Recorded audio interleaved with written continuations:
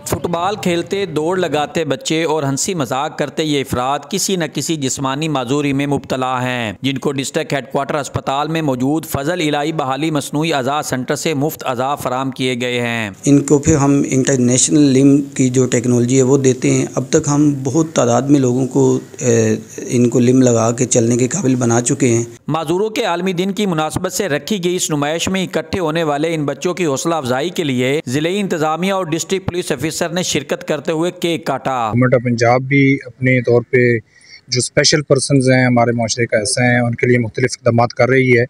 उसमें उनके लिए जॉब्स हैं, उसके लिए उनके अदर फैसिलिटीज़ हैं।